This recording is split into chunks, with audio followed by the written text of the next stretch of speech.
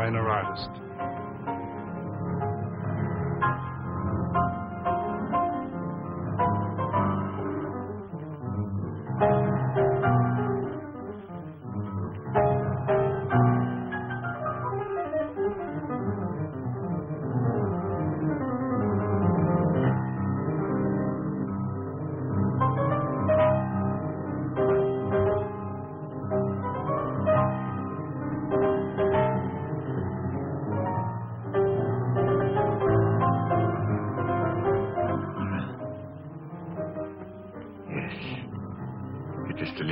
Of her.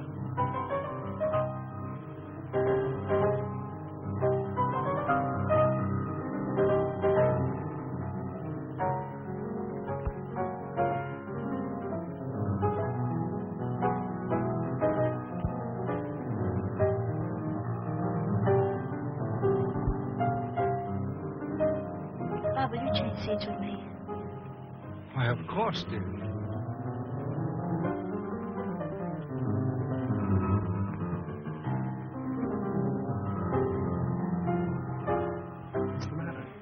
Nothing, but that man in the next box keeps staring at me.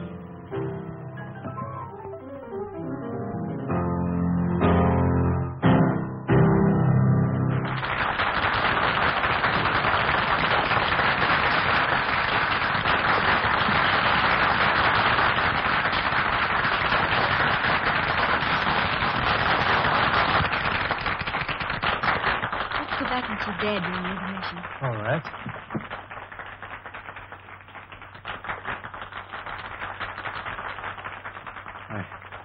It is like seeing the dead return to life.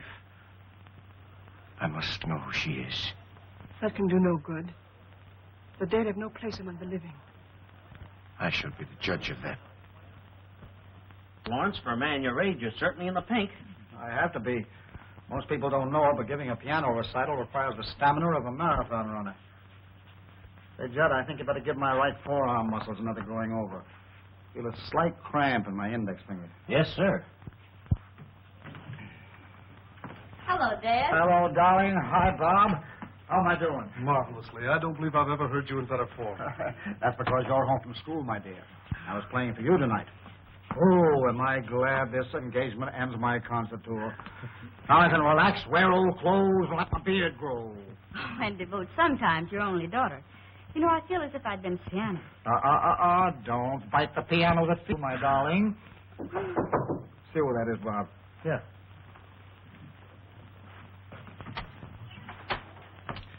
This gentleman would like a minute with Mr. Lawrence. Just a moment. Dr. Igor Markov is waiting to see you. Igor Markov? I don't know the man. I'll tell him to write me for an appointment. Oh, wait a minute, Bob. I've got a few minutes. Let him come in. My dressing gowns yet?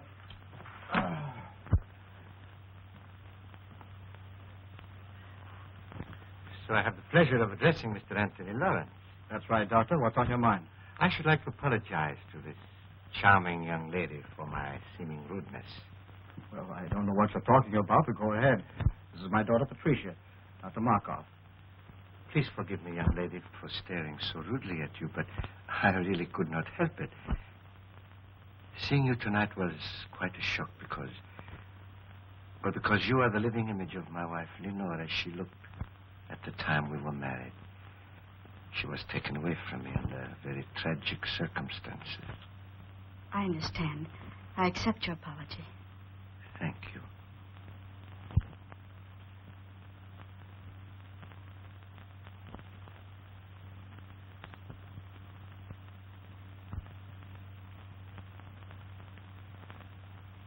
This will always remain an unforgettable moment in my life. Thank you. Auf Wiedersehen. So nice to have met you. I always appreciate the privilege of meeting a great artist. Thank you, Doctor. Good night. Good night, sir.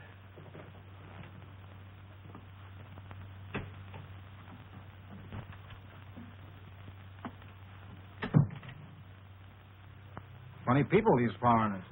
Do you suppose Pat really resembles his dear departed, or... Or is right. That cock and bull story was old in Caesar's day. The nerve of the guy. My dear boy, you've got to get used to other men admiring Pat. She's a very beautiful girl. There's a difference between admiring and ogling. By the way he stared at me, he gave me the jitters. You'll find him in the next box, fishy stare and all. Oh, no, I won't. We're going to hear the rest of this concert from backstage. Then I'll have to get your wrap. You left it in the box. Oh, please do. I'll wait for you here. Well, Judd, 5 minutes. We better get ready.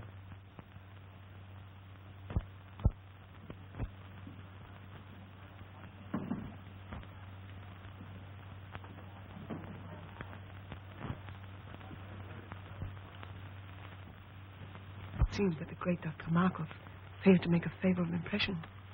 Temporarily, yes. But there will be many opportunities in the future. Besides, the doorman was not averse to accepting a little gratuity and gave me all the information I needed. Igor, I've risked my life for you. I've kept your secret all these years. Does all this mean nothing to you? Don't I mean anything to you? Because of your knowledge of my work, I need you as an assistant. You have never meant anything more, and you never shall. Keep that in mind.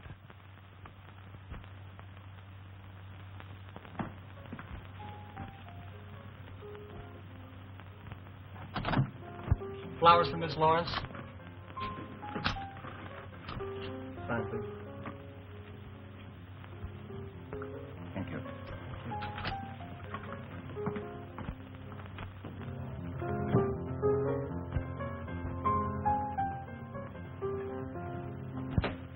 More flowers for you, Flo.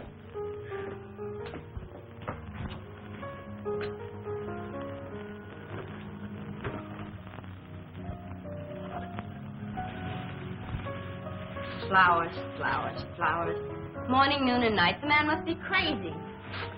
Keeps on, I'll hate the sight of him. Have Williams take those to the children's hospital. Right away, miss.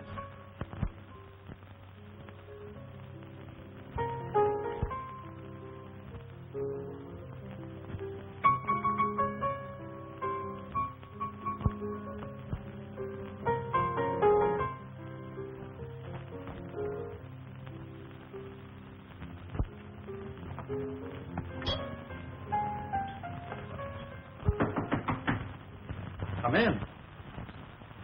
Dad, you've just got to make Dr. Markov stop pestering me. First it was flowers 3 times a day, and now he's sending notes with them. And look, I can't stand any more of this. You've just got to make him let me alone. Well, that man must be out of his mind. I never heard of such presumption. Now, don't you get upset about it, Pat. I'll take care of Dr. Markov. You just forget about him and let me handle this. What are you going to do, Dad? I'm going to call on our friend and tell him very plainly that his attentions to you are unwelcome, and he must stop them immediately. You be careful, won't you? Careful? What do you mean? Well, you'll probably laugh at me, but when you call on Dr. Markov, will you take Bob with you? Pat, I can take care of myself. But you said yourself he was out of his mind. Did you notice his eyes that night in your dressing room? They seemed to stare right through me. You've been listening to too many horror radio programs lately. What you need is a good workout on the badminton court. Come on, run along. Fear not, fair lady. I shall beard the reptile in his den.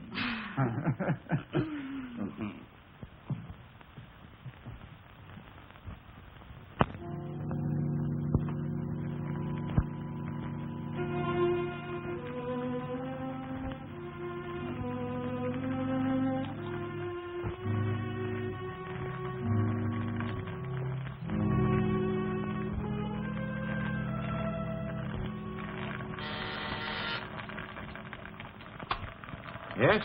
Mr. Anthony Lawrence is here to see you, Doctor. I will see him in a few moments. Oh, and Maxine, you had better relieve me. I'm making a new batch of X-54, and it requires constant watching. I'll be right in, Doctor. The doctor will see you in a few minutes. Won't you be seated? Thank you.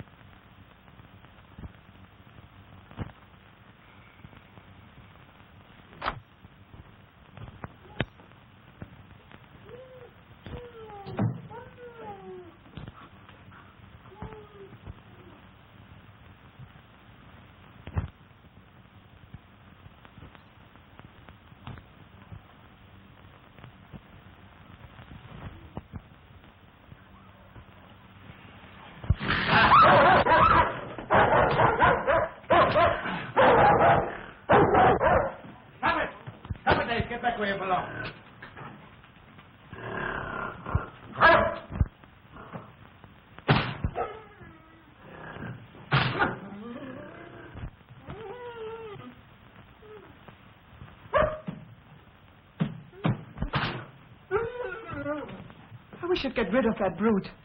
He's always hated me, and I'm deathly afraid of him. Oh, don't be a fool. He's perfectly safe in that cage. How could he harm you? It is silly. Besides, he's very essential to my work. Now, when that concentrated pituitary boils dry, turn off all the burners. Add some elixir, place it in 4 cc ampoules, and refrigerate them. Yes, Doctor. Watch it closely. See that it continues to boil, but very slowly. Now I must go and talk to Mr. Lawrence. I cannot leave him waiting any longer.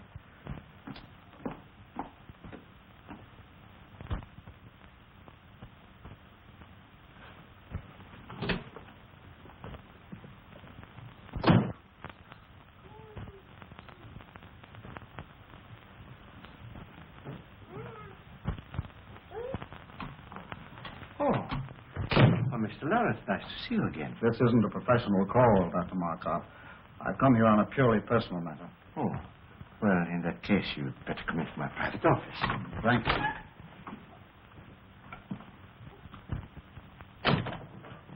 Won't you sit down? I'll remain standing if you don't mind. Oh, as you wish. I'll get to the point very quickly, Dr. Markov. I've come here in regard to my daughter, Patricia. Ah, yes, a lovely young woman. And that's beside the point. She doesn't welcome your attentions. I'm forced to ask you to stop annoying her. I'm afraid you're being very insulting. Your persistence has left me no other choice. I've already explained my deep interest in your daughter. Perhaps you thought I was lying.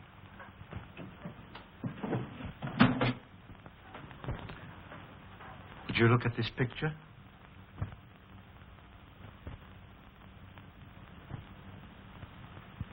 What if there is a resemblance? That doesn't give you the privilege of annoying her. But I am going to marry her. Ma? I'm amazed at your conceit. I'm warning you, Dr. Markov. Unless you stop annoying my daughter, I shall call the police. Stop, not so fast. Let go of me!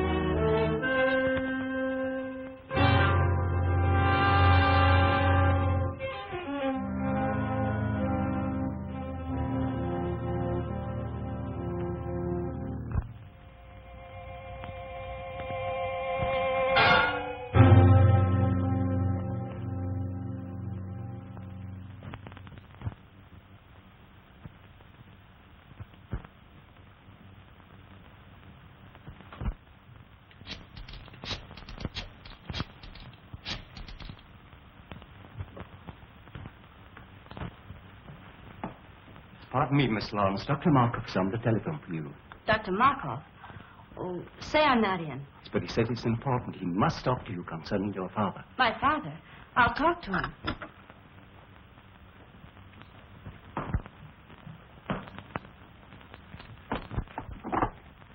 Hello? Yes, Miss Lawrence speaking. Oh, Miss Lawrence, your father has had a slight attack of vertigo. Yes, he's here in my office. It was probably brought on by overwrought nerves. I was wondering if you had not better come and get him. Is he well? No, not seriously. However, scarcely able to drive his own car. Of course, I could keep him here, or if you wish, I could call an ambulance. Ambulance? Oh, no, I'll be right there. Where is it? 1335 Cliff Drive. Thank you.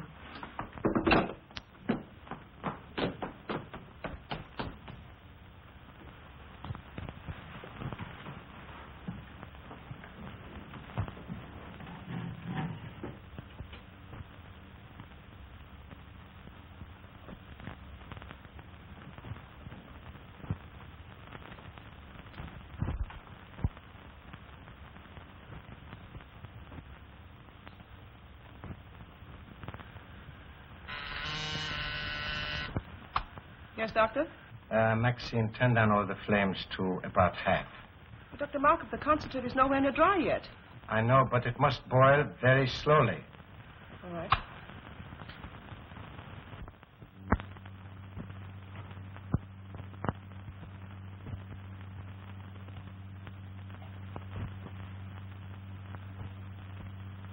So you see, Mr. Lawrence, nobody having witnessed our encounter, I am perfectly willing to keep it a secret. Of course, if you desire to say something about it, I will admit that you threatened me with violence, and I was forced to protect myself. It is simply a case of your word against mine.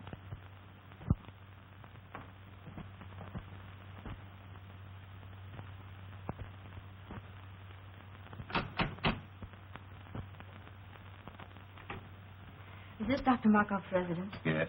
Are you Miss Lawrence? Yes. Come in. The doctor's expecting you.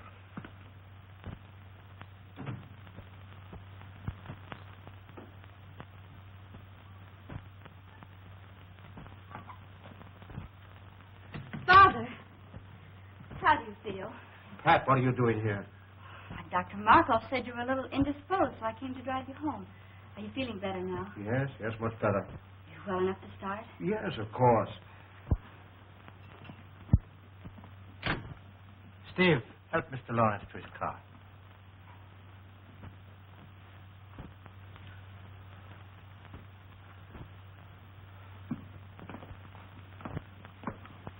Miss Lawrence, may I have a word with you? Yes. I think that your father will bear watching. If you notice him developing certain symptoms of... Well, if you notice him acting strangely, I would strongly advise you persuade him to see his doctor. I'll remember. Thank you. You're welcome.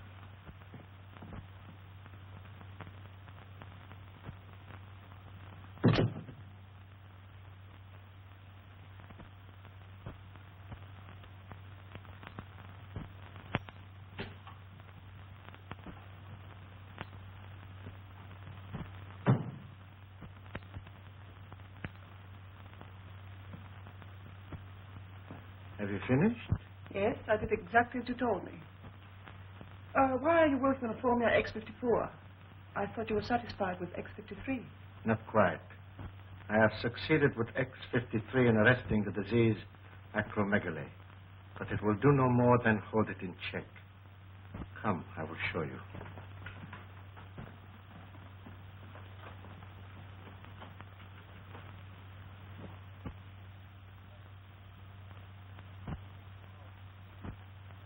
You will recall that after I injected him with the disease, it was allowed to proceed to this stage.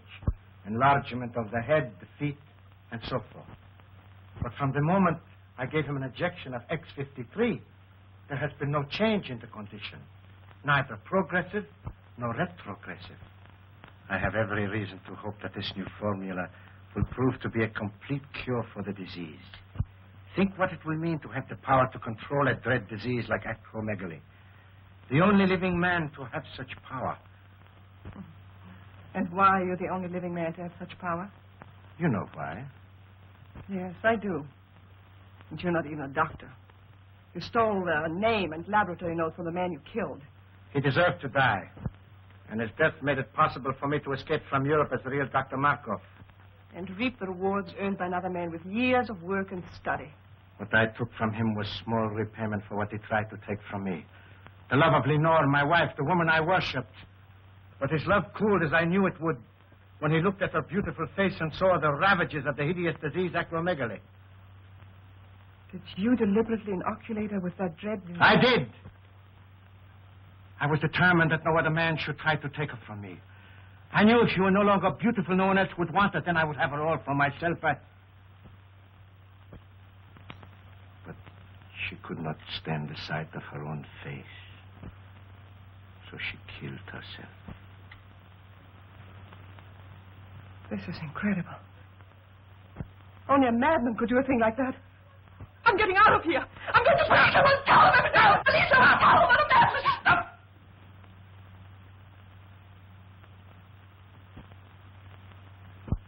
You are going no place. You are going no place. Go to your room. Stay there.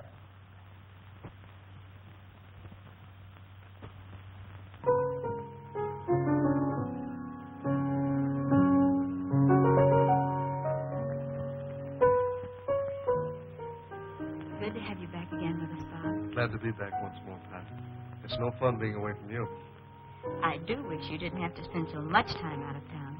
If I didn't, your father would probably get himself a new business manager. You know, it's chiefly on his business I'm away so much. I know. Bob, do you think you could book Father for a series of summer concerts? Pat, what are you talking about? If you knew the heavy schedule I booked him for next season, you'd want him to have a good rest. Oh, I do, but he can't seem to rest. I don't know what's gotten into him. He seems to have so much energy.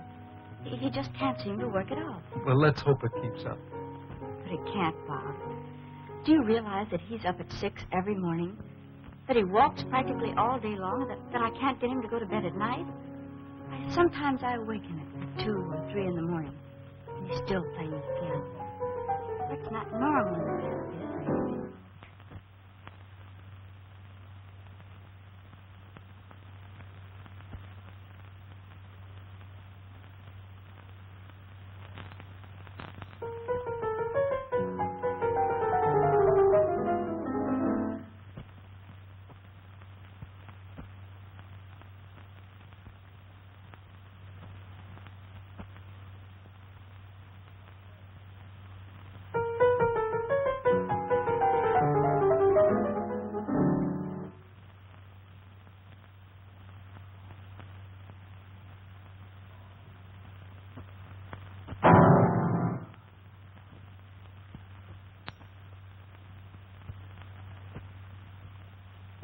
Pat, come here.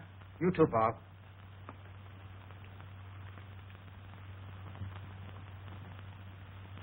Doesn't it look as if my fingers were thicker? Well, your hands are swollen. Well, the fingers are anyway. Oh, I feel awkward. When did you notice this? The past few days, I felt something coming on. My feet, too, seem enlarged. All my shoes feel tight. Do you suppose you've eaten something that poisoned you? Oh, no. I'd know it if I had. He said if you felt bad, I should persuade you to see a doctor. Who said? Dr. Markov. Markov? When was that? That day you went to see him about a social matter. Oh, rubbish. Why should I see a doctor when I never felt better in my life? Because I want you to, Father. Promise me you'll see Dr. Adams at once. Let me call him now. Nonsense. There's nothing the matter with me, really. I'll tell you what I'll do. If this condition doesn't clear up by tomorrow, I'll drop in to see Dr. Adams just to put your mind at ease. But you won't go. You put it off. Why don't you let me call him now? Because it isn't urgent. Anyway, right now, I feel like going out for a walk. But you've been walking all day. I can't help it. I feel restless and full of energy.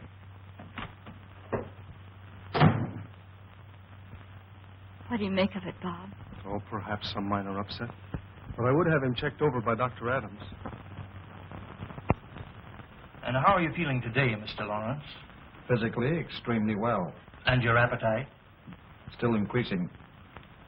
Mr. Lawrence, after studying all the results of your laboratory tests, X-rays, metabolism records, I have reached a conclusion. But not being satisfied with my analysis alone, I called into consultation Dr. Kruger and Dr. Naylor, whose reputation, of course, you know. Yes, certainly. And they, without any hint from me, both came to the same conclusion. Acromegaly. Acromegaly? Yes.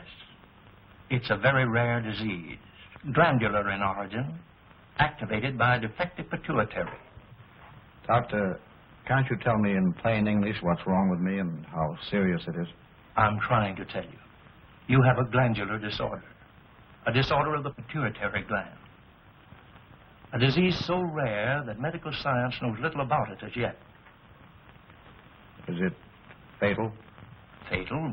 Well, not necessarily. It's a progressive disease, enlarges the extremities. It's accompanied by an increasing amount of energy to a fabulous and dangerous degree. Is it curable? Mr. Lawrence, there is but one man, to my knowledge, who knows anything important about acromegaly. He's a specialist in glandular disorders, and I understand has devoted a great deal of research to this particular disease. I urgently suggest that you consult this man, who is in a position to do more for you than any person in the profession. Who is it? Dr. Igor Markov. Dr. Markov? Yes. Do you know him? Yes. Strange you didn't think to consult him. Well, I've just met him socially. I don't know him socially, but his name ranks among the top names in the profession. His reputation is international. So he is, therefore, the man that you should see, Mr. Lawrence. I'd rather not see Dr. Markov. Isn't there anybody else I can consult? No. He's the only man I know that can help you. He has not seen fit as yet to give out his findings or his method of treatment to the profession. So, therefore, if you're to be helped, you must go to him. And there's nothing you can do for me, Dr. Adams? Frankly, Lawrence, nothing effective. Well, thank you for your frankness. You will see him? I'll think it over.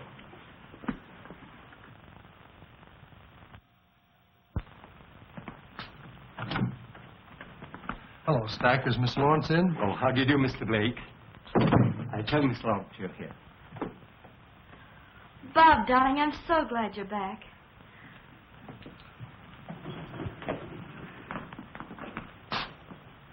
I've only been away 4 weeks. How are you, sweetheart? I'm so worried. About what? About Father. What's he been up to now? Well, that's just it, Bob. I don't know. He's locked himself in his room for weeks. He hasn't allowed anybody in to see him. Stack takes his meals into him, but he has to leave the tray in the music room. He says the door into the bedroom is locked, and that Father won't come out until after he's left. Is he in there now? Yes, but the door from the music room into his suite is locked from the inside. He sounds in excellent form. He hasn't touched the piano in weeks.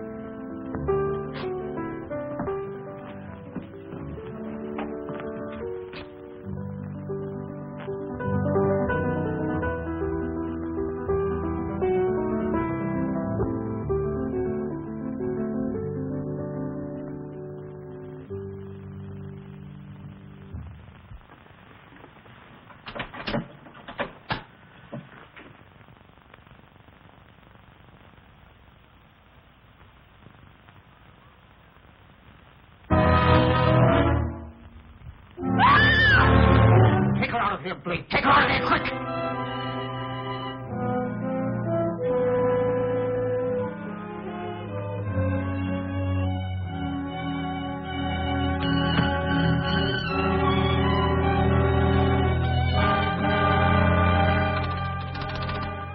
Oh, Stack. Have William bring my car down to the side entrance immediately and leave it there. I'll drive it myself. No.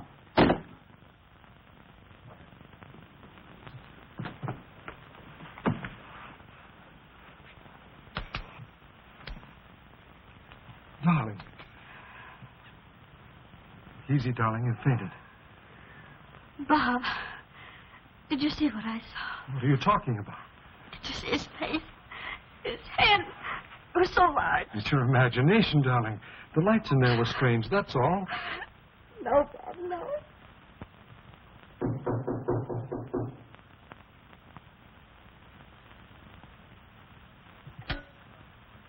Maxine, see who's in my waiting room. Maxine! Maxine, are you there? Maxine! Maxine! Maxine!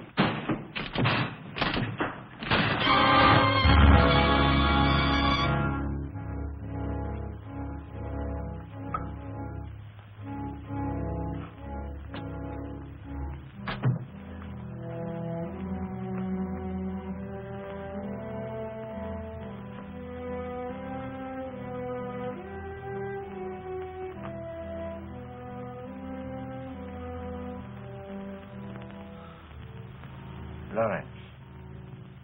Yes, Markov. Weren't you expecting me?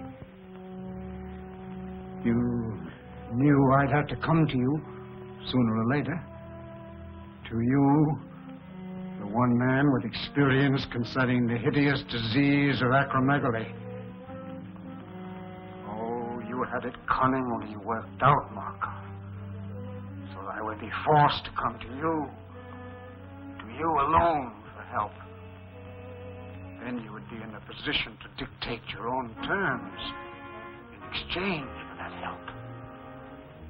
Terms which no doubt would involve my daughter, Patricia. Oh, you were clever, Markov. Exceedingly clever.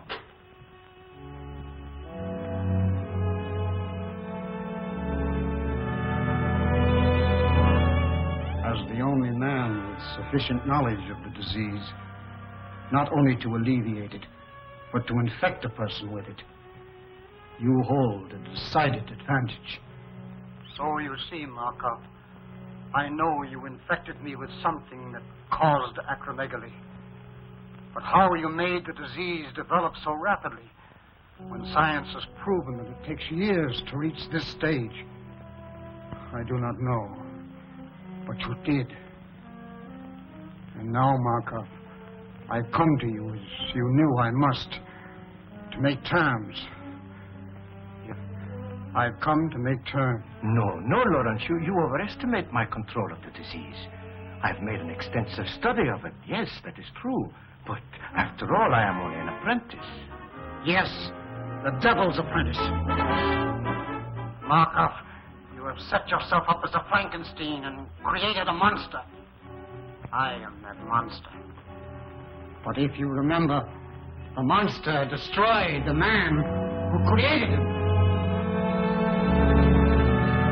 That is what I'm going to do to you. Destroy you! Good work, Steve. Put him on that chair while I prepare an anesthetic.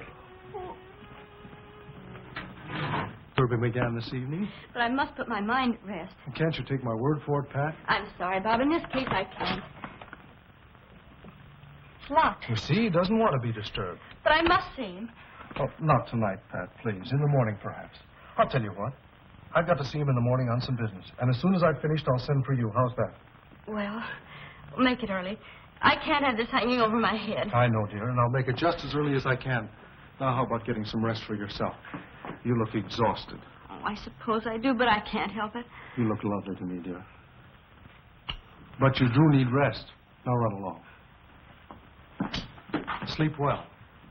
I'll try. Good night. Good night.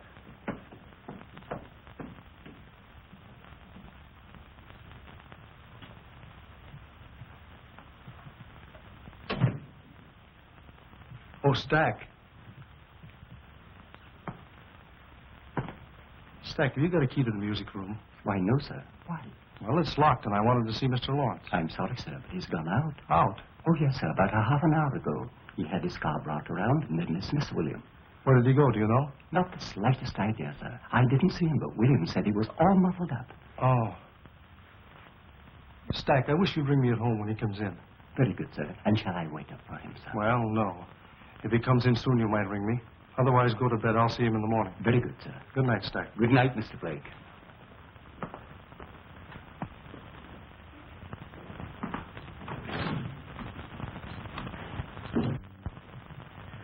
Put him in the room off the surgery in the east wing.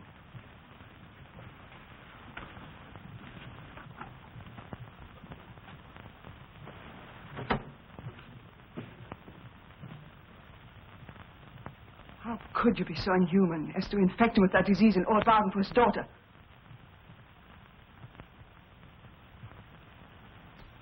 Who gave you that idea? You left the dictograph open. I heard every word that was said.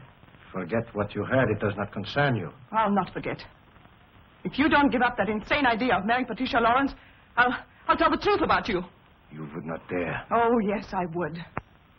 Does this mean that I have completely lost your loyalty? You speak of loyalty. You don't even know the meaning of the word. You seem to forget all the things I've done for you. I've even risked my life for you, hoping that you might realize how much I love you, that someday you might return that love. But no. All I meant for you was just someone to help you attain your own selfish aims. I'm tired of it. I can't stand it any longer. Do you hear me? I can't stand it. I'll never let you marry that girl. Never. Never, never, never.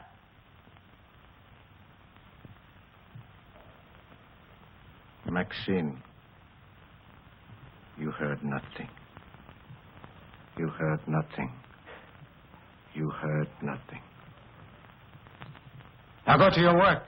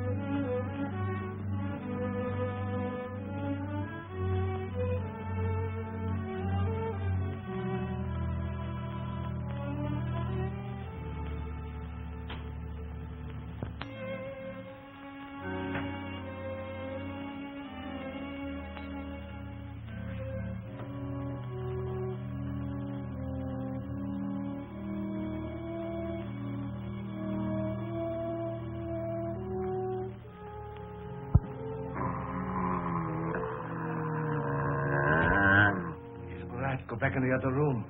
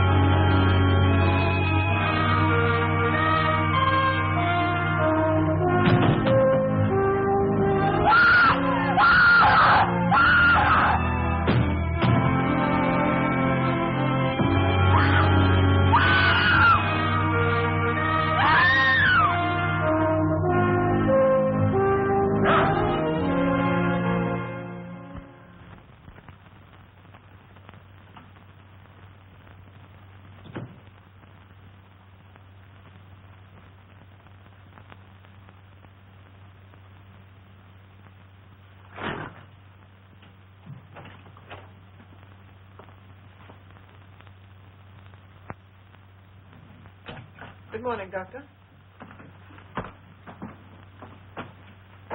The murder's cage was left unlocked last night. No, really? Why, he could have killed somebody. Yes, he could have killed me if Ace hadn't heard me scream and driven him back again to the cage. Oh, well, you are very fortunate. Very. And so am I. I could have lost a valuable assistant. How do you suppose the cage was left unlocked? Oh, I suppose the attendant was careless. I shall discharge him immediately.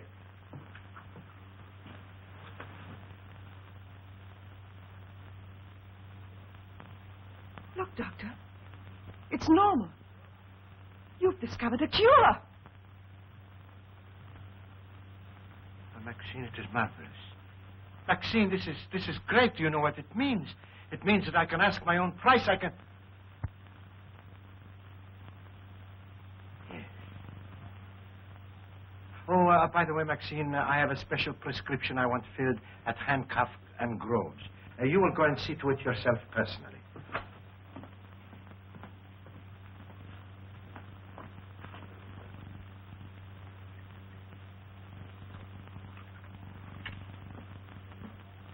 Couldn't it be ordered over the phone? If I wanted it that way, I would have said so. Very well.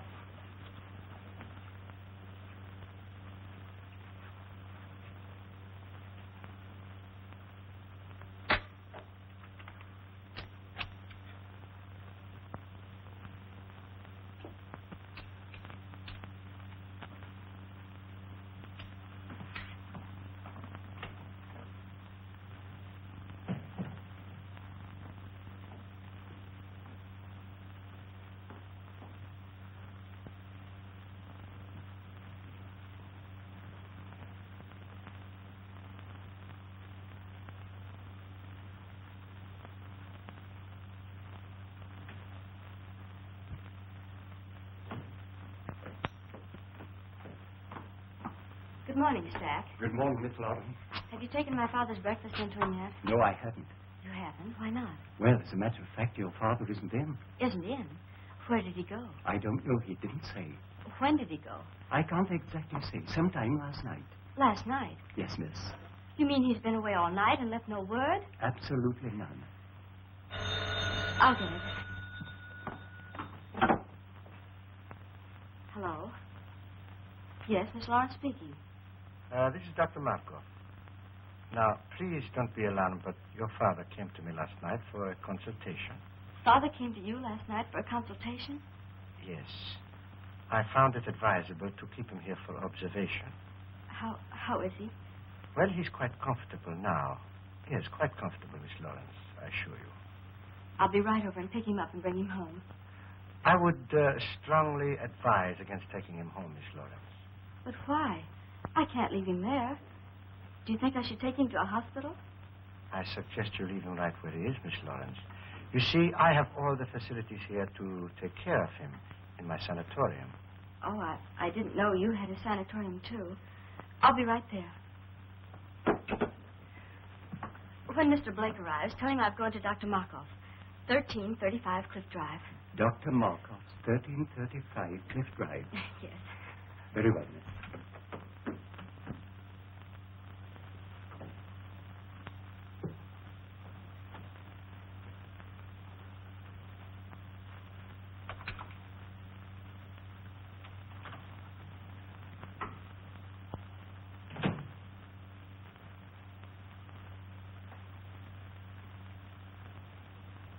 Lawrence, I want you to try hard to understand what I'm saying. Try hard. Uh-huh. This is Dr. Markov. I can save you, Lawrence. I can cure you. Do you hear me?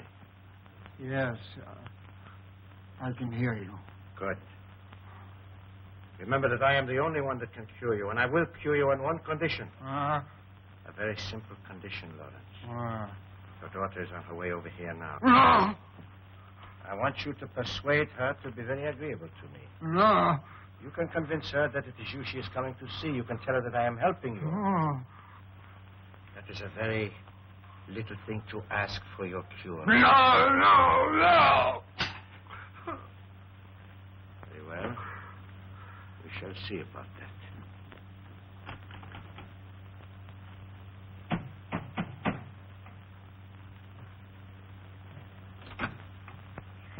Dr. Markov, please. Come in. Dr. Markov wants you to wait in there.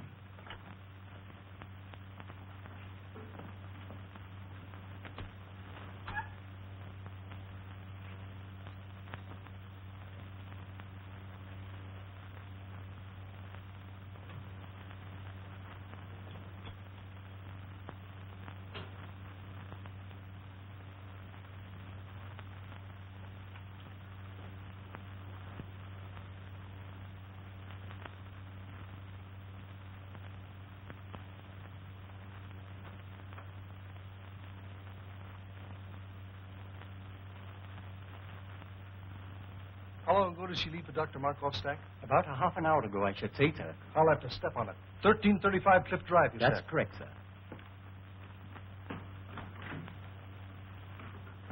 I do not have to cure you, Lawrence, because nobody knows I have discovered the cure.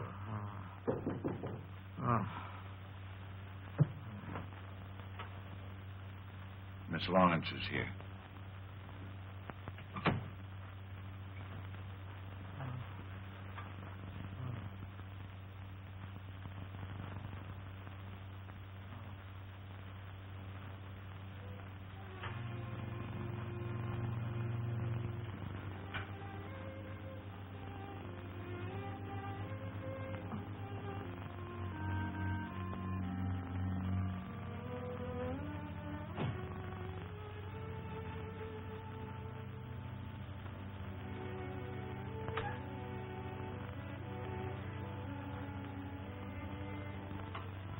Miss Lawrence.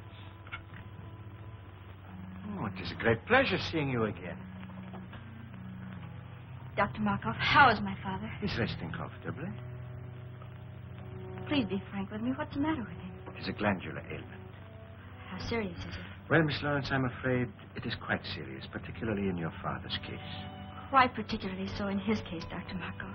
Well, you see, the peculiar disease your father is suffering from causes extreme enlargement of the extremities, the hands, feet, and certain portions of the head. In a professional pianist, it is fatal. That is to the continuance of his career, I mean. Not only are his fingers incapacitated for the intricacies of delicate performance, but his very appearance, upon which so much depends for public approval, is most uninviting. Dr. Markov, how does it happen my father came to you? I think you will find that your Dr. Adams sent him to me. Dr. Adams? Yes. Dr. Adams made exhaustive tests and, in consultation with several eminent colleagues of his, diagnosed your father's case, and correctly so, as acromegaly. Acromegaly? I never heard of it. Few have. It is very rare. And since glandular disturbances are my special field, and acromegaly my particular interest, your father was advised to consult me. With what results? I am anxious to cure your father, Miss Lawrence. Most anxious. Providing he is willing to obey my instructions to the letter. Do you anticipate any lack of cooperation on his part, Dr. Markov? Perhaps some. You see, Miss Lawrence, it is rather long and slow treatment. Naturally, a man of your father's nervous temperament will be impatient, obstinate, even rebellious on occasion. Progressively so, as the brain begins to function more normally. You see, Miss Lawrence, your father is mentally incompetent. You mean he's... Oh, well, shall we say, temporarily unbalanced mentally. The functioning of the pituitary, being aggravated by pressure, makes the patient physically violent on occasion, and great care must be taken that he does not do violence to himself or to others. Dr. Markov, I'm my father. I can easily understand your need to do so, Miss Lawrence. I would gladly save you the pain if I could. But I know you will not be satisfied unless you do see him for yourself. Besides, it will give you a basis for comparison. It will give you new hope from day to day as you see him improve. Where is he? Take me to him. In a moment. But remember, although he is still under a sedative, he might easily be aroused to violence. I will advise not to excite him, merely to reassure him that he will receive the very best of care, that you will see to it yourself personally, and that you recommend he do everything possible to cooperate with us. I will. Take me to him. This way, Miss Lawrence.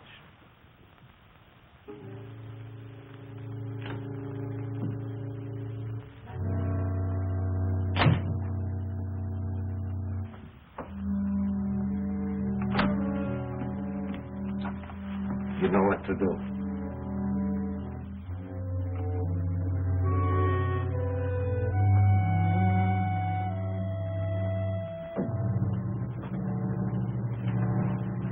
And remember, Miss Lawrence, advise your father. Fullest cooperation in every way possible.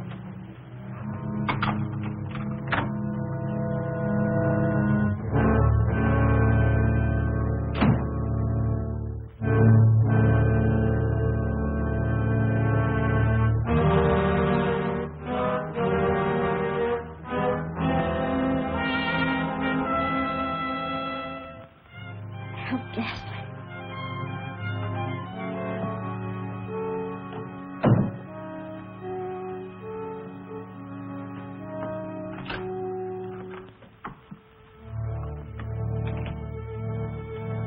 You can't go in there, Maxine. Why not? Dr. Markov said so.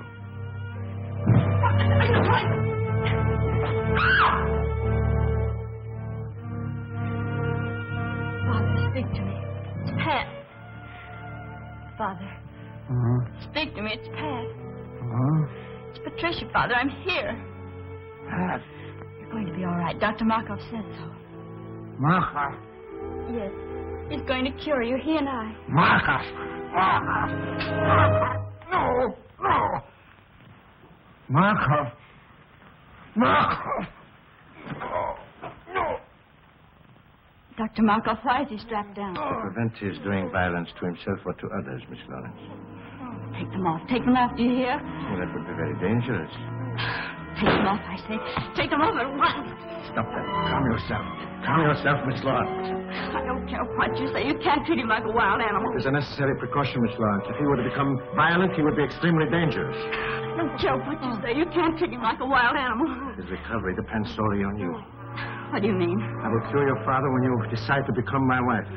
Let go of me. I'll never marry you. Never is a long time. Some people do change their minds.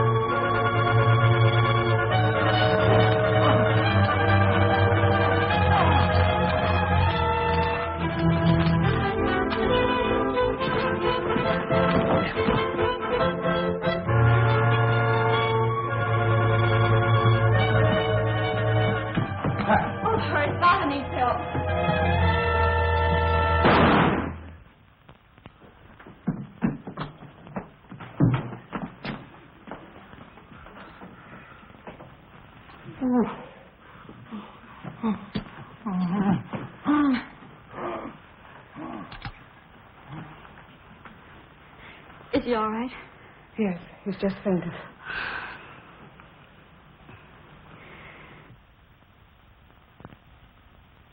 Dr. Markov was the only man who could cure Dad. With him dead, there's not much hope left. Oh, yes, there is, Miss Lawrence. I'm familiar with the serum Dr. Markov has perfected for the cure. He has been using it to bargain with your father for you. He'll be all right. It might take a little while, but he'll be all right. Thank you.